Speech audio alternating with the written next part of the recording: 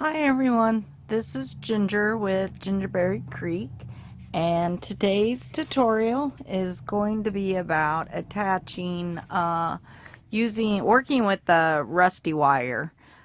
So I need to make antennas on this little guy here, and so I wanted to bring the tutorial and show you how I go about twisting the wire and poking these holes for the antenna. You'll need your pattern. You'll probably need the written instructions. It'll explain it. You'll also need your pattern template pieces here. It'll show you the antenna placement on your pattern template. And then of course the picture is always good to have handy so you can see what the original looked like. So you're gonna also need your rusty wire, which comes on a spool like this. I think this is 20 gauge, and this is what I use all the time in all of the patterns. So you'll need some of this. You'll also need a few wire cutting tools, and so you'll need your wire cutters, and you'll also need some like needle nose pliers. These are actual, ones that you can find in the jewelry section of your craft store. And then these have like they're circular, and it's great for grabbing and twisting the wire into loops. So that's a nice handy tool. This particular tool also has a cutter right down here in the bottom part. So it's two tools in one. And then you'll need your sewing awl for poking the holes in the fabric to, feed your wire in. And I'm using a paper towel here because the rust on the wire will kind of flake off. So, be careful with that. It will get all over your your table or your station or whatever you're working on. So, I just like to keep one handy, and that way it flakes off on it. So what I'm going to do is my instructions tell me to cut 10 inches of this wire. So I'm going to measure my 10 inches and then cut it. So, and I'm just going to use my wire cutters. Now, I would suggest always using your wire cutters when you're cutting wire, or even pipe cleaners, because it has a wire in it. Do not use your scissors. It will dull them and put gouges in them and stuff like that. So you don't want to do that. Now, the next thing that the instructions usually tell you to do is one end of this we're gonna twist into a loop, and so that is where this little tool comes in handy. It's a tapered kind of metal tube, and all I do is I grab a hold of I pinch the wire between my two pieces here, and I start to twist just like that. And then I kind of open them up and move this part of it, not the wire, and then twist. And I twist it on itself. As you can see, there's started the loop, and you can see on my fingers that rust is going to come off. So there's the start of the loop, and I always like to have several loops, especially on the antenna, so I will wrap it kind of down this metal tubing on this tool. I'm not real sure what this tool is called, but I like to kind of wrap it around and down a few times till I have it to look like that. It looks like that, where it's all nice and twisted. So that's ready. I leave the other end straight because now what I'm going to do is I'm going to set this kind of off to the side while I poke the holes in the head. So I'm going to look on the back side here because I've already added my hair.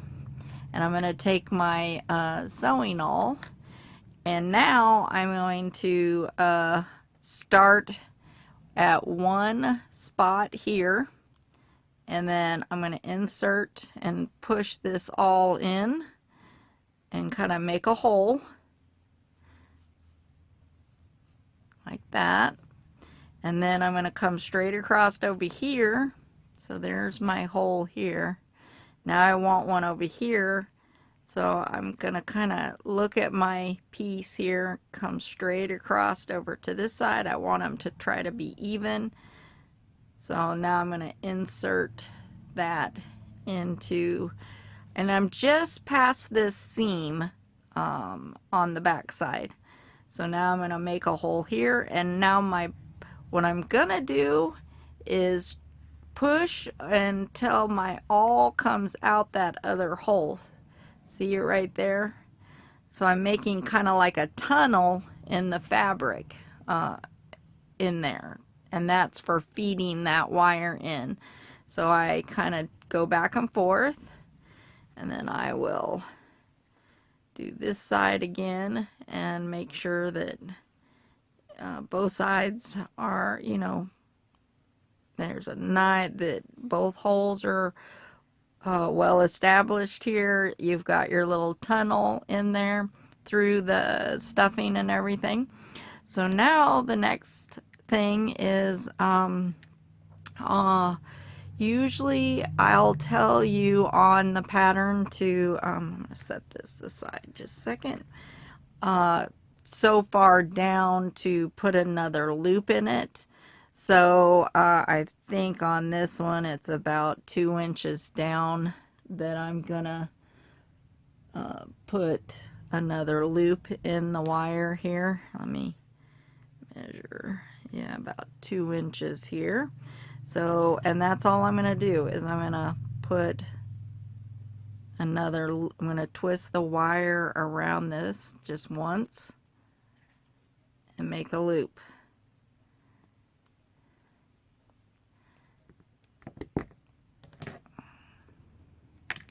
Alright, so there's the loop. So I've got my twisted in and then one loop. Now I'm going to take the straight end and we're going to stick it into one of the holes here. So you insert the straight end of your wire and push it through that kind of tunnel that we made, and see there it's coming out the other side. So now I'm going to push this until this this loop is up against the fabric.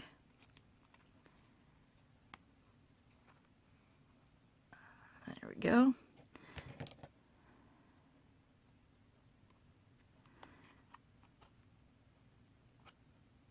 So now it's up against the fabric there. And I'll leave this kind of straight for now. Now I've got to make a loop on this right here. And this is to hold this in place. Because you don't want it flopping back and forth. So now we're going to make another loop in the wire right here. Now, if there's any extra stuffing that happened to come out these holes because you were pushing that and feeding that through, go ahead and either kind of pick it off, or you can use a pair of scissors and clip at it. Just be careful not to clip your doll. So here I'm gonna make another loop.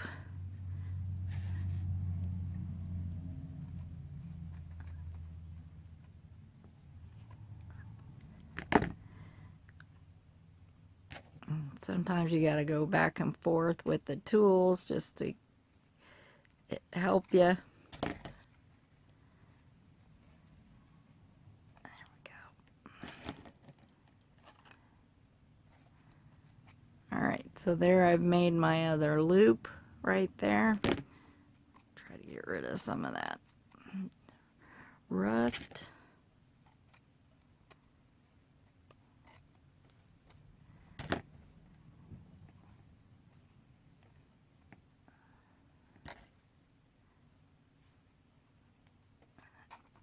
And then you just kind of want to bend and manipulate this till you get it in the position that you want.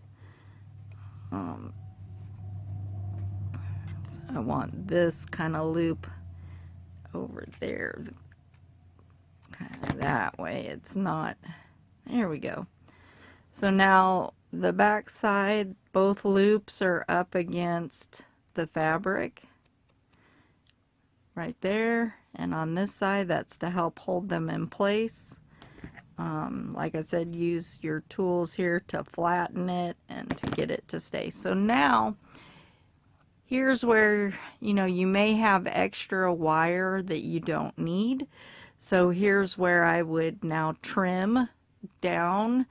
You know, I'd measure down about 2.5 inches and then curl this other end about 1/2 inch.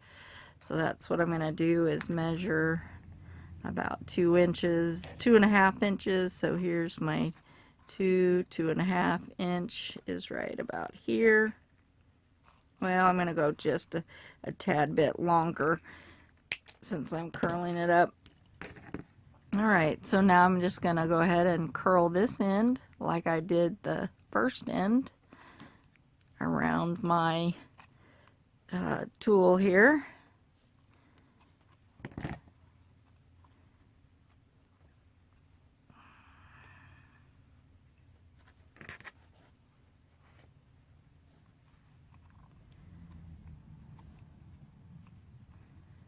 And if things look a little off, you can always clip.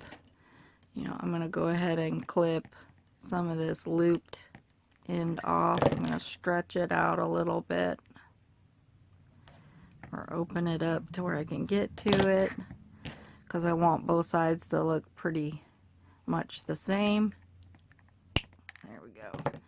So now I've got both ends here curled. I'm going to squish this back together, and they're both the same size. And then here's where I would just kind of bend them and twist them to the shape that I want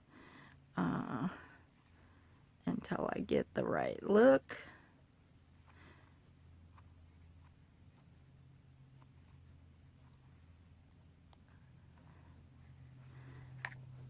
And that rusty stuff will get on your hands, so just be careful.